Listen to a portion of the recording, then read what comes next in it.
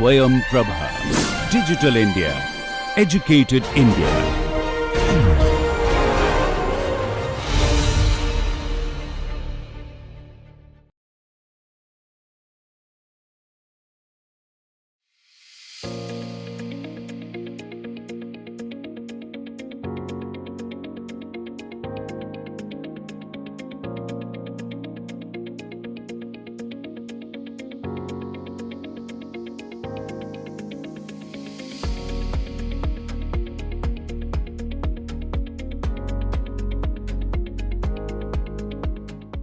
So far, we have seen how to perform static analysis for induced strain actuation cases using energy based methods.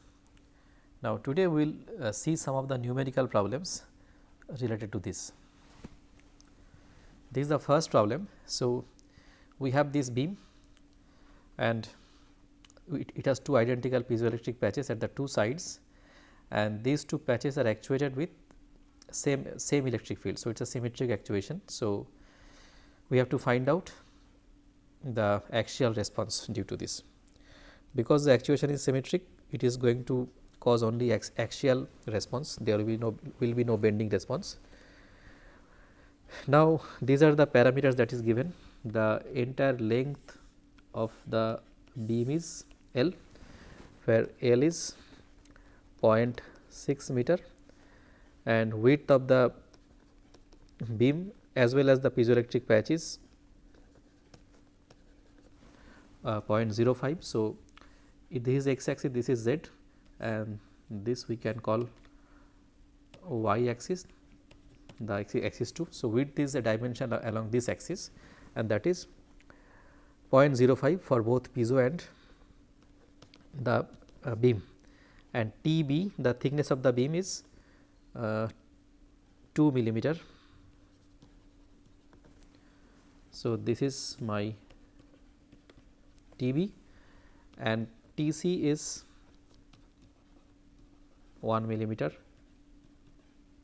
This is TC, again this is TC. And as far as the material properties are concerned, both the beam and the piezoelectric patch has same elastic modulus, which is 70 GPa, and a D31 for the piezoelectric material is, for both the piezoelectric materials, minus 171 multiplied by 10 to the power minus 12 m by v. Now, to solve it, we will use the Galerkin technique, where we do not shift the derivatives. So, for that we know the differential equation of the system is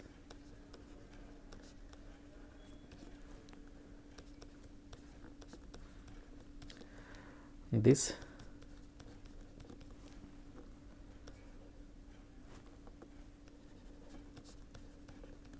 del x2 minus del np by del x plus px equal to 0, and here we have del 2 w by del x2 Es total del u 0 by del x plus del u 0 by del 2 by del x2 multiplied by Ei total del 2 w by del x2 minus we have del 2 mp2 by del x2 minus pz. Now, here this is a symmetric beam, symmetric with respect to both material and geometric properties. So, Es total is 0, Es total is 0, and also we have mp is equal to 0, because it is a symmetric actuation, and pz and px are 0 anyway. So, effectively it leads to the fact that this equation is uncoupled.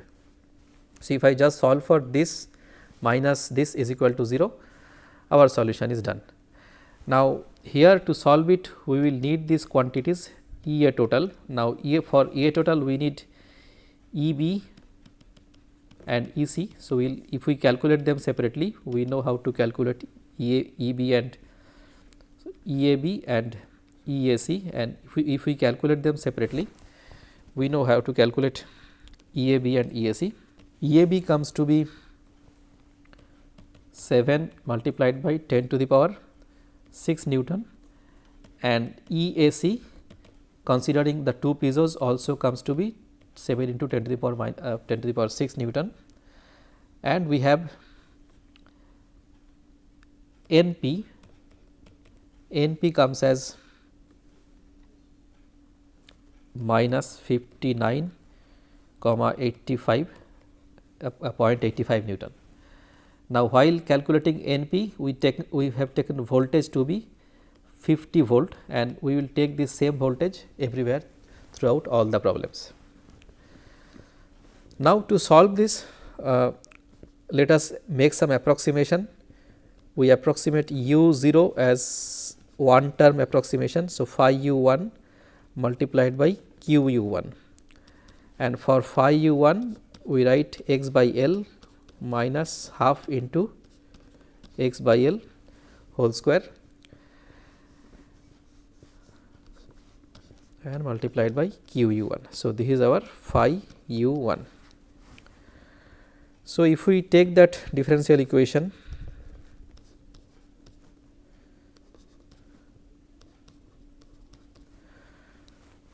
and then what we do is we replace U0 by this approximation phi U1 into Q U1. So, it is phi U1 comma x multiplied by Q U1, and we multiply it by phi U1, integrate from 0 to L dx, and then we have here phi U1 multiplied by del NP by del x dx equal to 0. Now, we generally shift the derivatives here. So, we put we take derivatives in phi, and we take NP out of the derivative by doing integration by parts, and after doing all these things we get our expression to be this. So, Q U1 is equal to F, sorry, K multiplied by Q U1 is equal to F, where K is equal to this and F is equal to this multiplied by phi U1 comma x dx. Now, our job is to evaluate these quantities and put it here and get the solution. So, if we find out K, so K we can find out like this. Within 0 to x0 we have EA total as EAB, and then we multiplied by phi 1, and then we multiplied phi U1 comma x dx, plus we have from x equal to 0 from x0 to x0 plus LC, we have EAB plus EAC multiplied by phi U1 comma xx dx, and then from x0 plus LC to L we have again EAB multiplied by phi U1 multiplied by phi U1 comma xx dx. And after doing all this we get our expression as E AC LC square plus 3 LC x0 plus 3 x0 square divided by 6 L to the power 4, and then minus E AC LC multiplied by 3 LC plus 6 x0 divided by 3 L cube minus EAB divided by 3 L, and the value that comes is 4.0025 into 10 to the power 6, and F comes as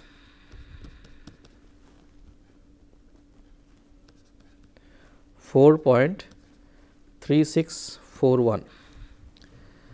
So, our Q U1 that we get from these two are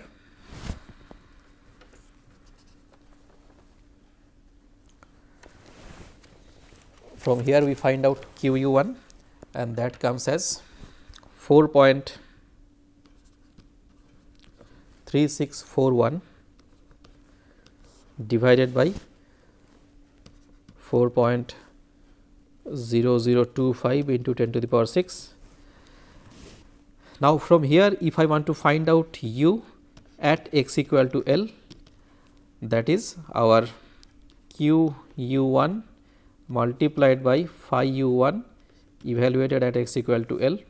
We know the expression for phi U1, so we just put x equal to L there, and after doing that the result comes to be minus 5.452 multiplied by 10 to the power minus 7 meter. So, this is the axial displacement at the tip. Now, we will solve it by multiplying phi to the equation but by shifting the derivatives, and we have seen that if we shift the derivatives and we wrote the final expression for all the terms.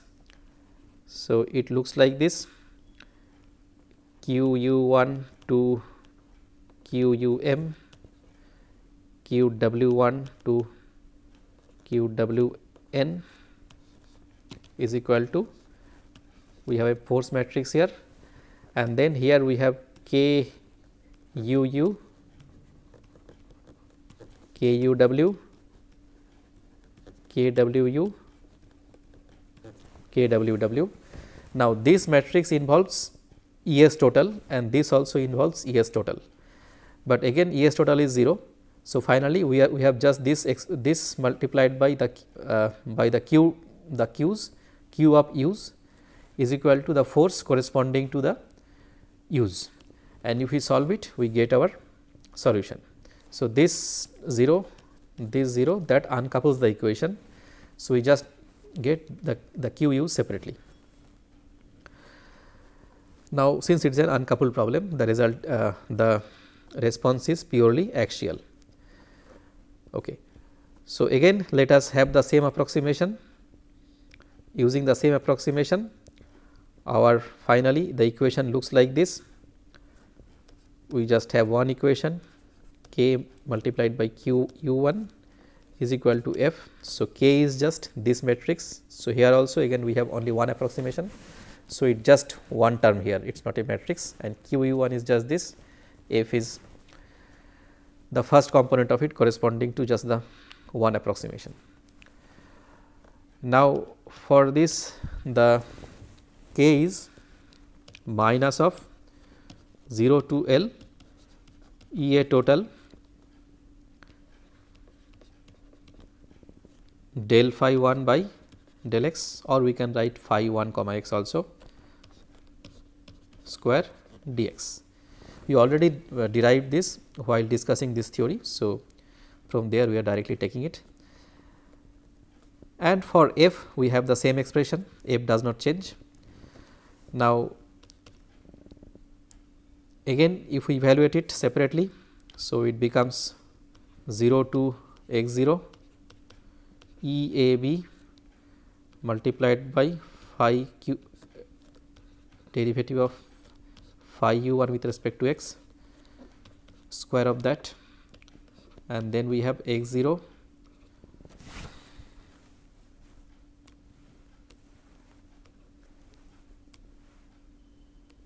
from x 0 to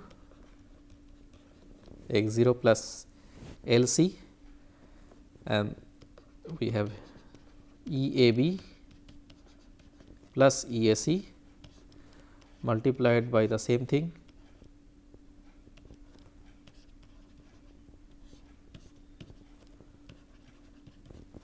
and then we have from x 0 plus L C to L E A B multiplied by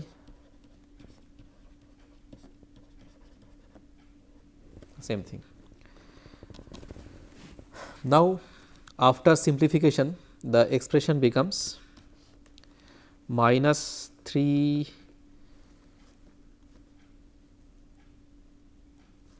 minus EAB by L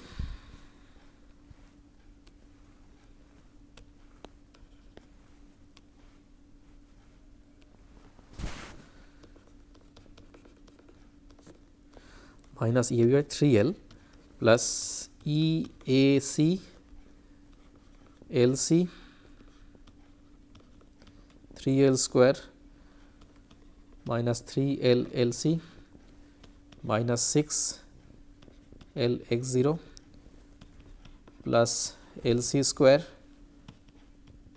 plus 3 LC x 0 plus 3x square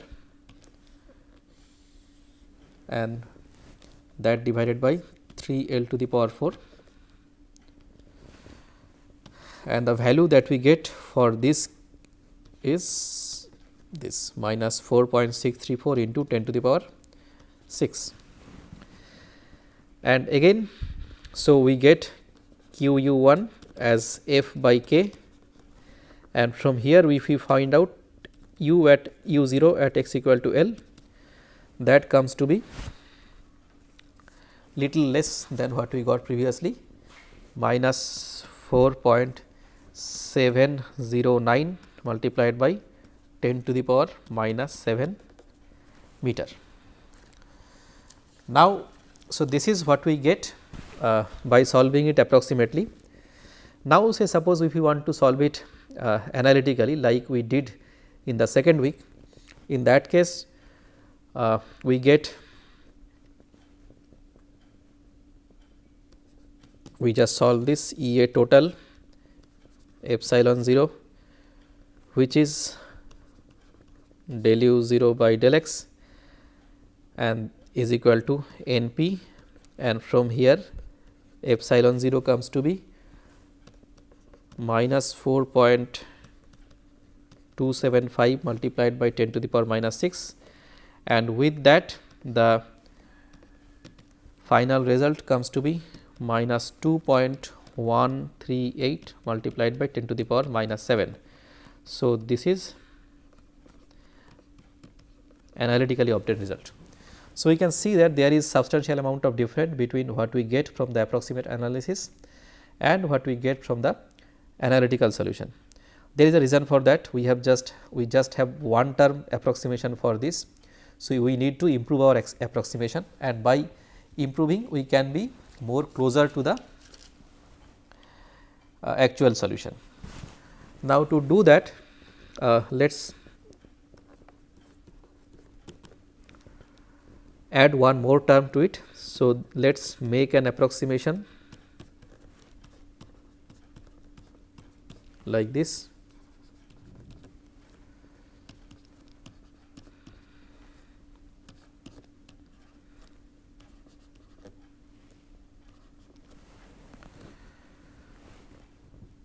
So, we have just added this term here. Now, if we follow the same procedure, then our K becomes a 2 by 2 matrix. So, previously it was 1 by 1, now it becomes 2 by 2, and we have two terms here F1, F2. Now, the K matrix in this case becomes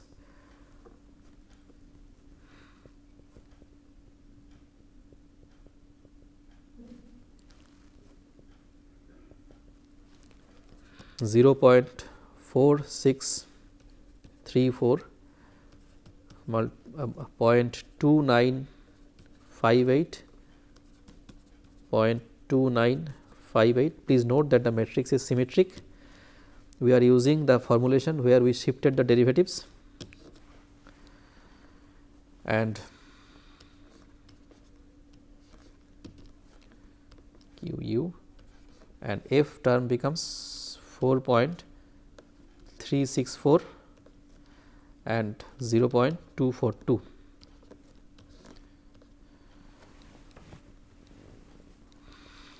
Our Kij is EA total del phi Ui by del x del phi Uj by del x dx. Now, if we solve it, our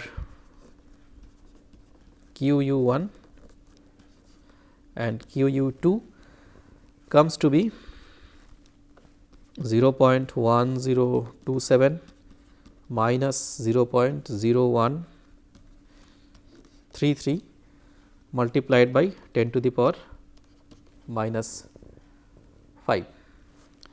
And then from here, if we find out the value of u at x equal to L by at x equal to L, u comes to be minus 3.8 into 10 to the power minus 7 meter.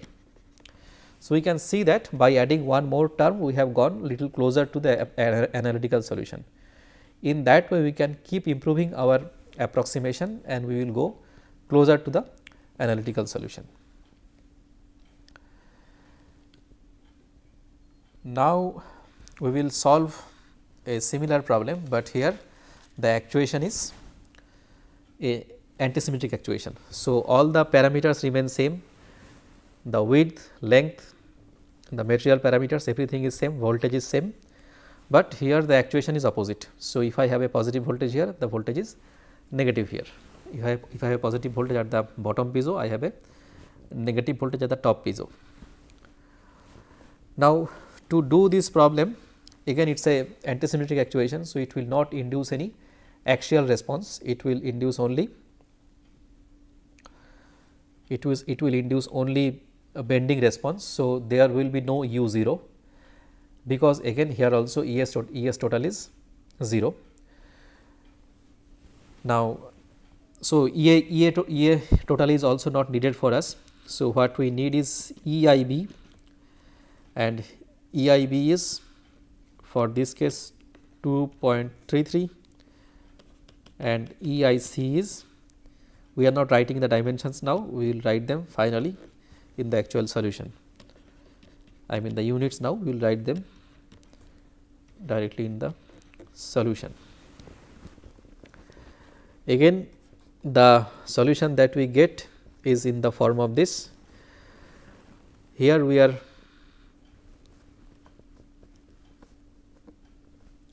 using the solution technique where we multiply phi, but shift the derivatives. So, in our case k is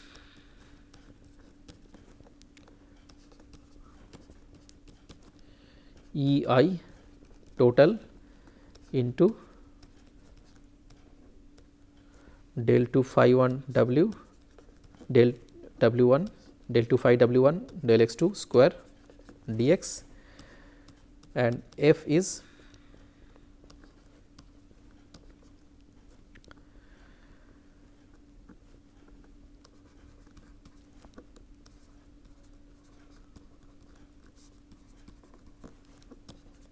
dx. Now, for this we have to make the assumption. The assumption that we make here is QW1 is equal to x by L square. So, with that assumption, our K matrix K comes to be, it is not a matrix now because we have only one approximation. So, it is 68.4156 and F comes to be minus 0.0249. Then we can solve for our QW, and by solving we get minus 3.645 into 10 to the power minus 4, and then if we put the approximation back to the, I mean if we put QW1 back to the approximation, and then if we put x equal to L, we get our W as minus 3.645 multiplied by 10 to the power minus 4 meter. So, this is what we get with one term approximation. Now, let us enrich the approximation by adding more terms. So, let us approximate W as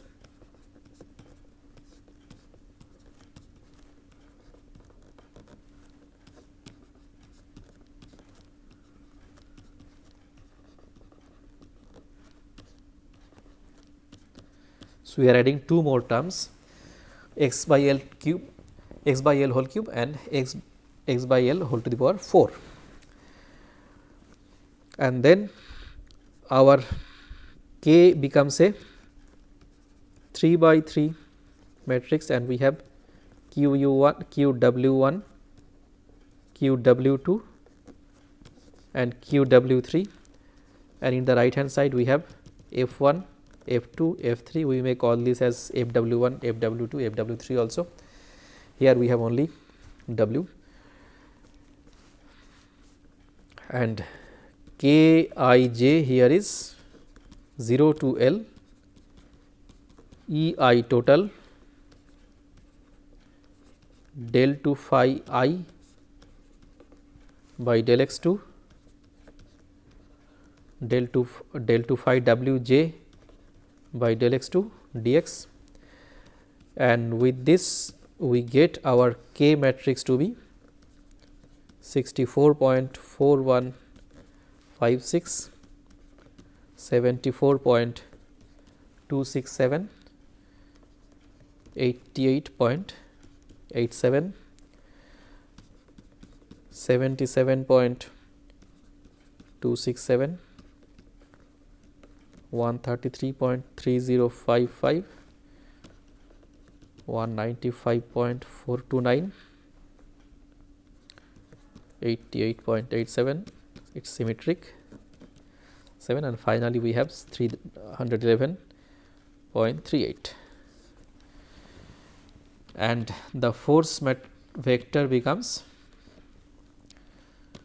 minus 0.0249, minus 0.0094, minus 0.0024, and finally after solving this we get our Q as minus 9727.9536 and minus 0.3286 multiplied by 10 to the power minus 3. And then if we put it back to the expression and evaluate our W at x equal to L, the value that we get is minus 3.478 multiplied by 10 to the power minus 4. And so, you can keep improving the term by adding, improving the solution by adding more terms. Now, finally, we will look into one more case where we have an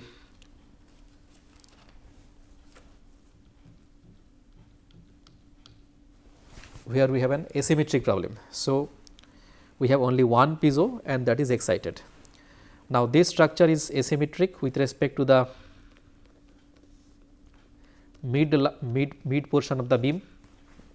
So, if we consider with respect to that, we have both ES total and EA total. So, here we need EAB remains same, but we need to calculate EAC.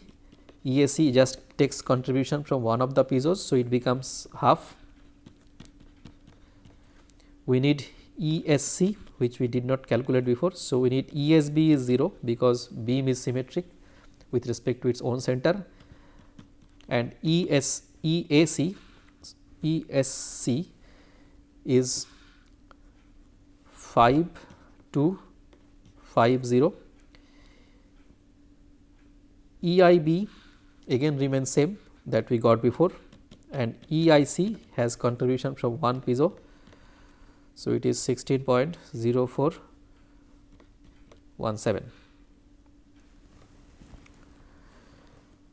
Now, with this we have to calculate, we have to now, it will induce both bending and axial response. So, the equation that we solve is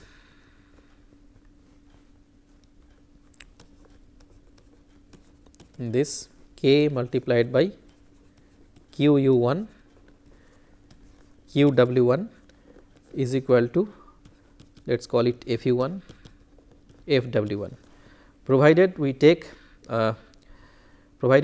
one term solution for both. So, let us assume Ux is equal to x by L minus half into x by L whole square multiplied by QU1, and Wx is equal to x by L whole square multiplied by QW1. So, this is our phi U1, this is our phi W1. Now, here in this expression for K, our K11 is 0 to L EA total phi U del phi U1 by del x whole square, and K21 is equal to K12, that is ES total del phi U1 by del x del phi W1 by del x dx, and we have K22 is equal to EI total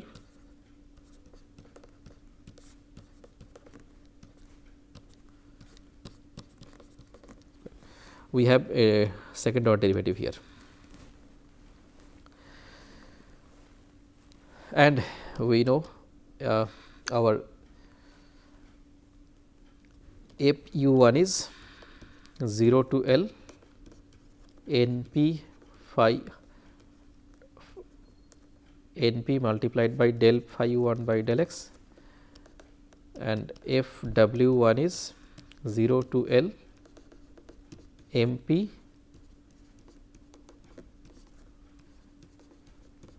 dx. So, after evaluating everything we get, okay, now it is to be understood that NP and MP are also going to be reduced here because we have only one piezo. So, NP becomes minus 29.92 and MP is minus 0.0499. So, finally, if we the expressions, the matrices that we get is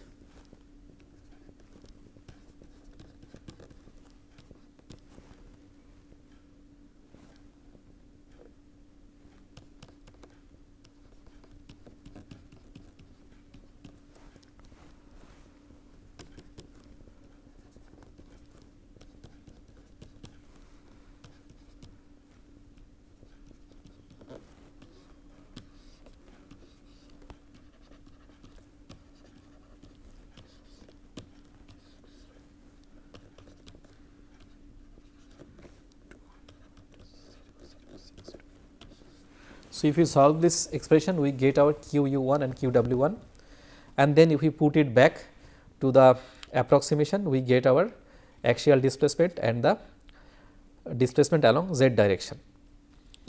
So, we have seen three different examples. First two were uncoupled problems and third was a coupled problem. So, with this I would conclude this lecture. Thank you.